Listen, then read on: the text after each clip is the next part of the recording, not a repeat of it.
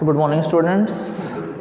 Today I am going to start our new chapter, chapter number 9, structure query language. आज हम नया chapter start करते हैं structure query language. SQL stands for structure query language was developed in 1970s. SQL 1970s में develop हुआ है. ठीक है, IBM लेबोरेटरी में. ठीक है, जैसे मैंने बताया हर चीज़ जो भी फर्स्ट डेवलप हुई है वो किसने डेवलप की है? IBM ने. तो IBM लेबोरेटरी में ये डेवलप हुआ. Full form of IBM is international business machine. ठीक है, sometimes also refer to sequel. ठीक है, SQL को कई लोग सीक्वेल भी पढ़ते हैं. ठीक है, SEQUEL. ठीक है, सीक्वेल भी कई लोग इसको प्रोनाउंस करते हैं SQL को. ठीक है, SQL इनेबल्स द फॉलोइंग. ठीक है, SQL क्या क्या फैसिलिटी देता है वो हम लोग देख लेते हैं. ठीक है, first creating, modifying and database structure. ठीक है, आप डेटाबेस क्रिएट कर सकते हो और उसको चाहो तो मॉडिफाई कर सकते हो. ठीक है, अब डेटाबेस क्या होता है? Set of tables. मतलब एक डेटाबेस के अंदर बहुत सारी टेबल्स होती हैं. ठीक है, तो हम जब SQL पढ़ेंगे तो सबसे पहले हम डेटाबेस का नाम बनाते हैं. ठीक है, ठीक, एक स्ट्रक्चर आप देख लो, इससे आपको क्लियर हो जाएगा डेटाबेस क्या होता है.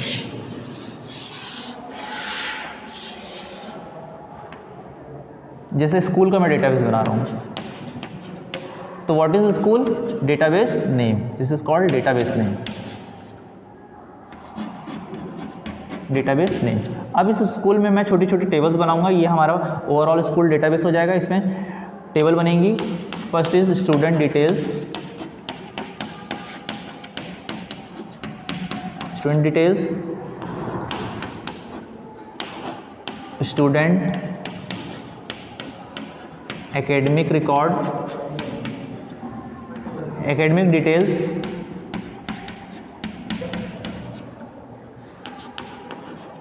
हाँ बोलो,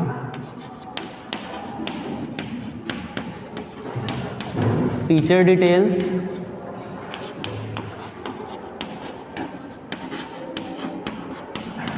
ट्रांसपोर्ट डिटेल्स. ठीक है, ये कुछ एग्जांपल है मैं जो स्कूल डेटाबेस में आएंगे. ठीक है, दीज आर कॉल्ड टेबल्स. ठीक है, तो हम लोग अगर कोई भी कुछ भी बना रहे हैं SQL में तो सबसे पहले हमको डेटाबेस बनाना है. डेटाबेस के अंदर हम लोग टेबल्स बना सकते हैं. ठीक है, कोई भी एक डेटाबेस, सपोज मैं टेस्ट नाम का डेटाबेस बनाता हूँ तो उसके अंदर मैं अपने प्रैक्टिकल करने के लिए टेबल्स बना सकता हूँ. ठीक है, first point, creating, modifying or database structure. आप डेटाबेस के स्ट्रक्चर को मॉडिफाई भी कर सकते हो और क्रिएट भी कर सकते हो. ठीक है, अब डेटाबेस में क्या क्या होता है? डेटाबेस को हम मॉडिफाई करने के लिए उसके नेम को मॉडिफाई कर सकते हैं. ठीक है, कौन इसका ऑथराइज पर्सन होगा. ठीक है, इसको कौन ऑथराइज, मतलब कौन कौन से यूज़र ओपन कर सकते हैं. ठीक है, इसे प्रैक्टिकली देखेंगे तो और अच्छे से क्लियर होगा. Second, changing security setting for system. ठीक है, सिक्योरिटी सेटिंग मतलब जो कौन कौन से यूज़र इसको ओपन कर सकते हैं. मतलब आप MySQL के लिए यूज़र बनाओगे. ठीक है, तो कौन से यूज़र इसको ओपन कर सकते हैं, कौन इसको डिलीट कर सकता है, वो सारी सिक्योरिटी सेटिंग्स रहेंगी. ठीक है, third point, permitting user for working on database और टेबल. ठीक है, यूज़र इस टेबल, कौन कौन सी टेबल को ओपन कर सकता है, अब उस टेबल में वो डेटा इंसर्ट कर सकता है कि नहीं कर सकता, ये सारी जो अथॉरिटी है वो MySQL में दी जा सकती है. किसके थ्रू दे सकते हैं? SQL. ठीक है, सारी चीज़ें जो होंगी SQL के थ्रू होगी. मतलब आपको पूरी कमांड टाइप करनी पड़ेगी. ठीक है, क्वेरिंग डेटाबेस. डेटाबेस से आपको कोई वैल्यू फैच करनी है तो वो कहलाती है क्वेरी डेटाबेस. मतलब आपको स्टूडेंट के रिकॉर्ड को चाहिए तो आपको क्वेरी करनी पड़ेगी डेटाबेस से, तो वो रिजल्ट प्रोड्यूस होगा. Fifth point, inserting, modifying, deleting the database content. जैसा मैंने आपको बताया, आपको कोई भी रिकॉर्ड इंसर्ट करना है, मॉडिफाई करना है, डिलीट करना है, तो उसके लिए हम लोग SQL यूज़ करेंगे. तो ये क्या बोले? DML. हाँ, वो तो देखो कैटेगरी है, हमको यूज़ फाइनली SQL ही करना है. वो कैटेगरी वाइज डिवाइड कर दिया गया है. ठीक है, आपको क्रिएट करना है तो DDL, कुछ मैनिपुलेशन करना है, इंसर्ट अपडेट डिलीट करना है तो DML हो गया, और ट्रांजैक्शन मतलब TCL. ठीक है, उसमें क्या होगा? परमिशंस देना, सेव पॉइंट बनाना, रोल बैक करना, वो सब क्या होगा? TCL. ठीक है, तो ये कुछ पॉइंट्स थे जो SQL के थ्रू पॉसिबल है. Now move to MySQL elements. ठीक है, अब जो MySQL हमारा जो सॉफ्टवेयर है उसके एलिमेंट्स को हम लोग देख लेते हैं।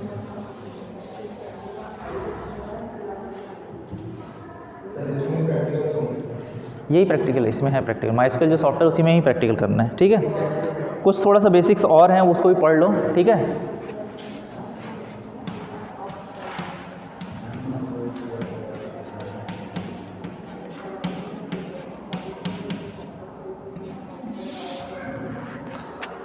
The MySQL implements of SQL has certain elements that plays an important role in defining querying और database, ठीक है। आपको डेटाबेस में आ जाओ डेटाबेस में जो भी चीज़ें स्टोर करनी है या सॉफ्टवेयर के साथ काम करना है तो उसके लिए कुछ बेसिक एलिमेंट्स है जो आपको पता होने चाहिए, ठीक है।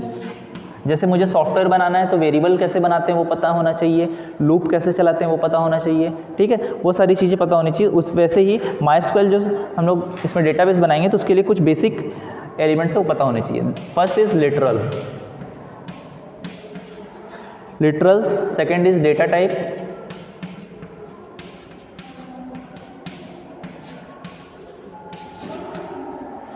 थर्ड इज नल्स,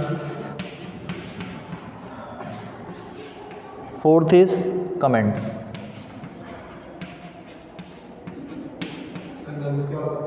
बता रहा हूँ। फर्स्ट देखते हैं literals. Literals in general refers to a fixed data value.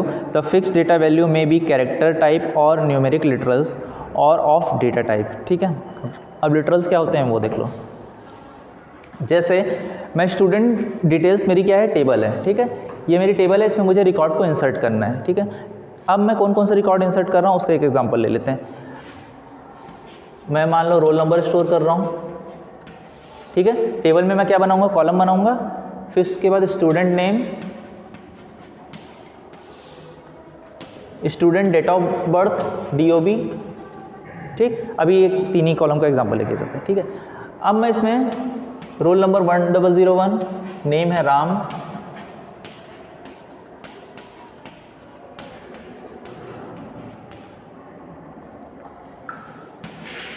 ये जो डेटा वैल्यू है, ठीक है, वो कहलाएगी लिटरल, ठीक है।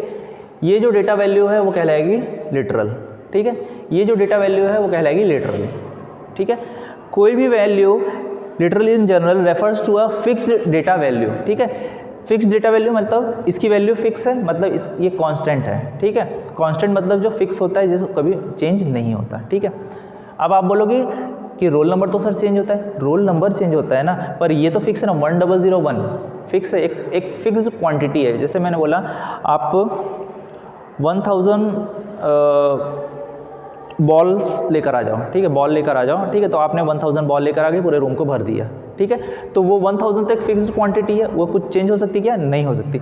बट जो रोल नंबर है वो चेंज हो सकता है, दैट इज़ वेरिएबल, ठीक है, जिसकी वैल्यू वेरी करती रहती है, रोल नंबर चेंज होते रहते हैं, ठीक है। तो fixed data value is called क्या होता है, लिटरल। राम एक स्टूडेंट का नेम है, वो फिक्स है, कुछ चेंज हो सकता है क्या, नहीं हो सकता, ठीक है। तो अब ये जो लिटरल्स होते हैं 2 टाइप के होते हैं, ठीक है। एक होता है न्यूमेरिक और दूसरा होता है स्ट्रिंग, ठीक है। ये न्यूमेरिक टाइप का लिटरल है, ये स्ट्रिंग टाइप का लिटरल है, ठीक। अब एक याद रखना एक चीज़, जब भी हम SQL के थ्रू स्टोर करते हैं डेटा, ठीक है, टेबल में, टेबल कौन सी हमारी अभी स्टूडेंट डिटेल्स, ठीक है। हम SQL के थ्रू जब भी हम डेटा को स्टोर करेंगे तो जो स्ट्रिंग होते हैं, ठीक है, स्ट्रिंग हमेशा सिंगल कोट में आते हैं, सिंगल कोट या फिर डबल कोट में, सिंगल कोट या डबल कोट में स्ट्रिंग, ठीक है। नंबर्स के लिए हमें सिंगल कोट की ज़रूरत नहीं है, ठीक है।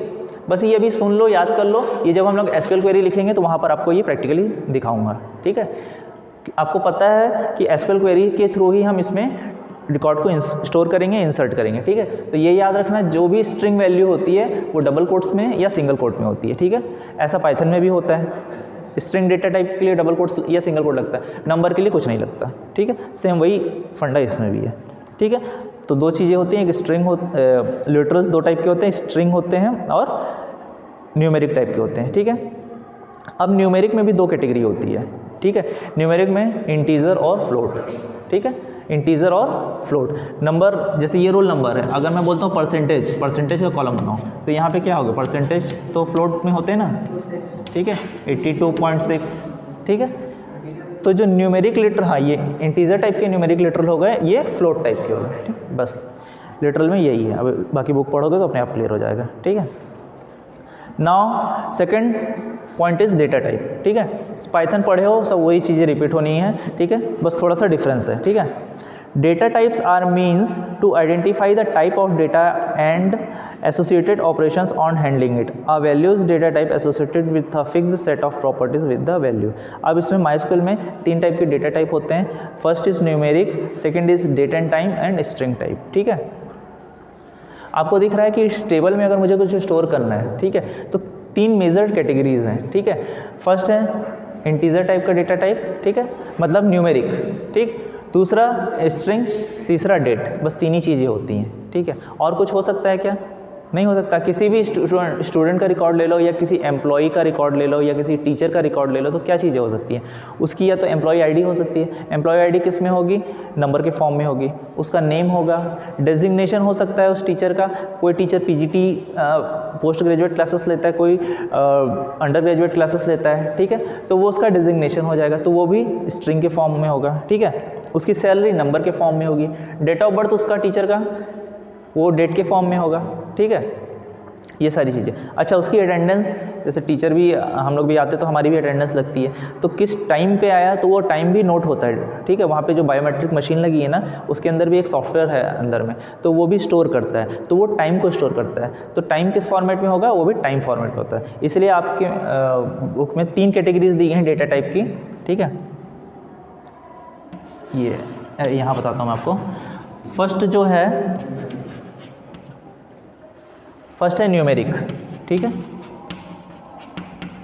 सेकंड है डेट एंड टाइम। इन्होंने क्या किया, डेट और टाइम को एक ही कैटेगरी में पुट कर दिया है, ठीक है। डेट ऑफ बर्थ भी इसमें आ जाएगा और अटेंडेंस का इन और आउट वो भी टाइम में आ जाएगा, ठीक है। तो उन्होंने दोनों को मिक्स कर दिया, डेट एंड टाइम, ठीक है। थर्ड कैटेगरी है स्ट्रिंग। अब स्टूडेंट का नाम, टीचर का नाम या एम्प्लॉय का नाम स्ट्रिंग ही होगा, ठीक है। तो 3 कैटेगरी है डेटा टाइप की MySQL में, न्यूमेरिक, डेट एंड टाइम और स्ट्रिंग। पाइथन में ये नहीं था, पाइथन में डेट एंड टाइम ऐसा नहीं था, ठीक है। First numeric data type. अब न्यूमेरिक डेटा टाइप के बारे में हम लोग पढ़ेंगे। इसको भी कुछ कैटेगरीज में डिवाइड किया गया है, इंटीजर, फ्लोट की कैटेगरी में, ठीक है। न्यूमेरिक डेटा टाइप क्या होते हैं? द फॉलोइंग, अच्छा चलो इसको छोड़ दो, अब इसमें फर्स्ट कैटेगरी देख लेते हैं। फर्स्ट है इंटीजर टाइप का, ठीक है। फर्स्ट है इंटीजर। इंटीजर मतलब होता है विदाउट डेसिमल, ठीक है। जैसे रोल नंबर किसी का डेसिमल में होता है क्या? ऐसा होता है क्या? 72.5, 100, 1.5 किसी का रोल नंबर होता है क्या? नहीं होता, ठीक है। तो ये होते हैं विदाउट डेसिमल, मतलब वो इंटीजर टाइप के होते हैं, ठीक है। अब न्यूमेरिक की जो सेकंड कैटेगरी है वो है फ्लोट। जैसे स्टूडेंट का जो परसेंट है, ठीक है, स्टूडेंट के जो परसेंटेज है वो डेसिमल में हो सकते हैं, 82.6, 70.5, तो ये होते हैं फ्लोट नंबर्स, ठीक है। अच्छा, एक और चीज़ मैं बताना चाह रहा था, ये जो इंटीजर है, ठीक है, इसकी रेंज क्या होती है, मतलब कितनी वैल्यूज़ को आप स्टोर कर सकते हो, ठीक है। ठीक है, हाँ, ये देखो, ये 2 कैटेगरी में अगेन डिवाइड होते हैं इंटीजर, ठीक है। आप जानते हो नेगेटिव और पॉजिटिव, ठीक है। कोई भी नंबर, ये भी एक नंबर है, ठीक है, 100, ये भी एक नंबर है, बट ये पॉजिटिव है, ये है नेगेटिव, ठीक है। अब 2 पार्ट में इसको डिवाइड किया गया। फर्स्ट इज अनसाइंड और सेकंड है साइंड। अनसाइंड मतलब जिसमें कोई भी साइन नहीं है, ठीक है। अनसाइंड मतलब जिसमें कोई भी साइन नहीं, मतलब पॉजिटिव वैल्यूज, ठीक है। और साइंड मतलब होता है जिसमें साइन है, ठीक है।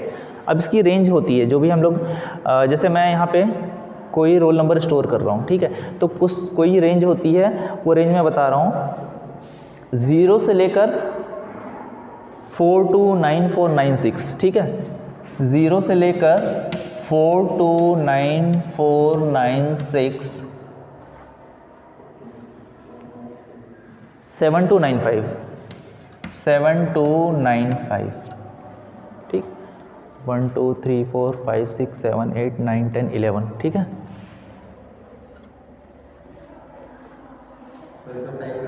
0 से लेकर यहाँ इतने नंबर तक का आप यहाँ पे रोल नंबर स्टोर कर सकते हो, ठीक है। अगर आपने क्या दिया है, अनसाइंड दिया है तो ठीक है। अगर आप साइंड देते हो तो उसकी रेंज अलग है, उसकी रेंज है -214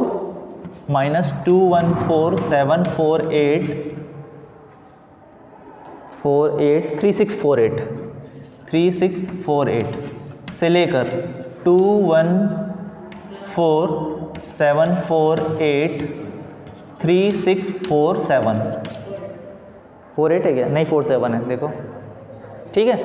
माइनस में ये रेंज से लेकर ये रेंज तक का ये होता है, मतलब साइंड के लिए, ठीक है, इसके लिए। तो अगर आप यहाँ नेगेटिव वैल्यू स्टोर करना चाहते हो तो ये रेंज से ये रेंज की भी यहाँ स्टोर कर सकते हो, ठीक है। तो ये इंटीजर की रेंज होती है। अगर इससे बड़ी वैल्यू है तो उसके लिए अलग है, उसके लिए एक और है, नहीं इससे बड़ा भी है, आपने इस बुक में दिया ही नहीं है, ठीक है। आप जो MySQL सॉफ्टवेयर इंस्टॉल करोगे ना तो उसमें आपको दिखाऊंगा, लॉन्ग इंट होता है, ठीक है। लॉन्ग इंट आपकी बुक में इतना ही दिया है, ठीक है, क्योंकि उतना डीप में नहीं बताया गया है। लॉन्ग इंट होता है, ठीक है, उसको इसकी रेंज इससे ज़्यादा होती है, ठीक है। वो एग्जैक्टली मुझे भी याद नहीं है क्या होती है रेंज। अच्छा, इससे छोटी ज़रूर है, ठीक है, आपकी बुक में दिया हुआ है इससे छोटा, ठीक है, जैसे टाइनी इंट, ठीक है, TINY इंट, ठीक है। टाइनी इंट जो अगर मान लो आपको कोई छोटे नंबर स्टोर करने हैं, ठीक है, तो उसकी रेंज क्या है, आपकी बुक में दिया हुआ है -1282127, -1282127, ठीक है। अगर आपको कोई छोटे नंबर से स्टोर करने हैं तो ये फिर वर्क करेगा, ठीक है। और ये हो गया साइंड, और अनसाइंड की रेंज है 0 to 255, जैसा यहाँ पे था अनसाइंड की रेंज ये थी और साइन की रेंज ये थी, वैसे ही साइन की रेंज ये है, अनसाइंड की ये है, ठीक है। मतलब पॉजिटिव वैल्यूज़ और नेगेटिव वैल्यूज़ इसमें हो जाएंगी, ठीक है। ठीक, वैसे स्मॉल इंट भी एक डेटा टाइप होता है, ठीक है, उसकी रेंज भी ये है, ठीक है। तो इस टाइप से हम वैल्यूज़ स्टोर कर सकते हैं, ठीक है। स्मॉल इंट की होती है -327682326767, ठीक। तो ये मैं बता रहा था न्यूमेरिक डेटा टाइप, उसके अंदर कैटेगरी है इंटीजर की ये होती है, ठीक है। अब आते हैं फ्लोट पे आते हैं, ठीक है। फ्लोट मतलब जिसमें डेसिमल स्टोर कर सकते हैं, ठीक है। अब इसका एग्जांपल मैं बताता हूँ आपको फ्लोट का। फ्लोट में देखो, फ्लोट में एक ही होता है, ठीक है। फ्लोट में साइंड होते हैं, अनसाइंड नहीं होते, ठीक है। फ्लोट में अनसाइंड होता ही नहीं है, साइंड मतलब उसमें नेगेटिव पॉजिटिव दोनों स्टोर करा सकते हो, ठीक है। इसका एग्जांपल जैसे मैं बताता हूँ, मान लो आपको स्टोर कराना है 7265.52, ठीक है। ये आपको स्टोर कराना है तो आपको टोटल काउंट करना पड़ेगा, 1 2 3 4 5 6, टोटल कितनी डिजिट है 6, ठीक है। तो आपको ऐसा लिखना पड़ेगा 6,2।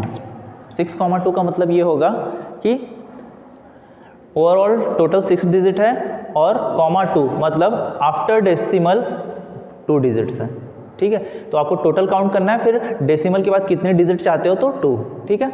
अगर आप 3 चाहते हो, ठीक है, तो यहाँ पे क्या लिखना पड़ेगा, चलिए तो कैसा हो जाएगा, ये वैल्यू हो जाएगी 726 पॉइंट, मतलब आफ्टर डेसिमल कितने डिजिट्स होंगे वो आपको यहाँ पे स्पेसिफाई करना पड़ेगा, फर्स्ट आपको टोटल, ठीक है।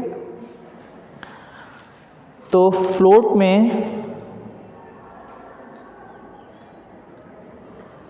के बाद होता है फिर डबल। डबल इससे बड़ा होता है, अगर उसकी रेंज आपकी बुक में नहीं दी गई है, ठीक है।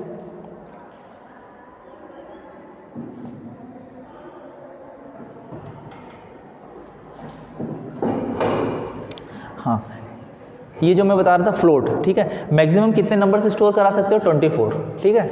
मैक्सिमम अगर आप ये जो नंबर स्टोर करना चाहते हो वो है 24 से ज़्यादा डिजिट्स आप स्टोर नहीं करा सकते, ठीक है, किसमें, फ्लोट में, ठीक है।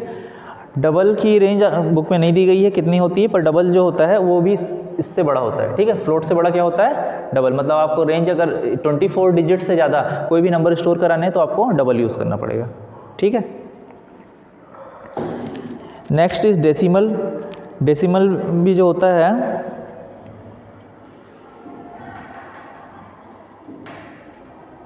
डेसिमल की रेंज आपकी बुक में नहीं दी गई है, ठीक है। वही मैं देख रहा था। unpacked floating point number that can be assigned an unpacked decimal. Each decimal corresponds to 1 by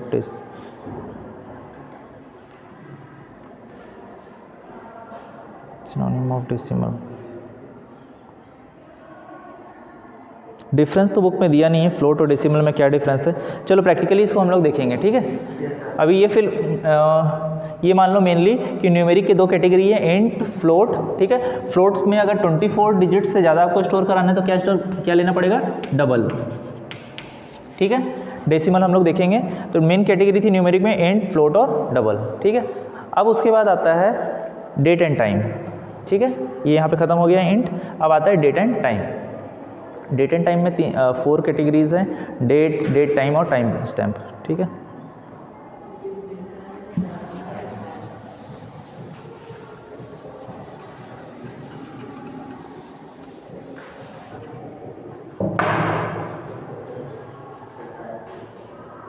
तो जल्दी टाइम भी हो गया, चलो ये कंप्लीट कर देते हैं। डेट एंड टाइम, ठीक है। अब आपके कंप्यूटर में अगर आपने माइस्क्रो सॉफ्टवेयर इंस्टॉल किया है तो किसी का date of birth, voice record हो रही है, ठीक है। डेट ऑफ बर्थ हम लोग कहाँ से कहाँ तक का स्टोर कर सकते हैं। ये ईयर है 1000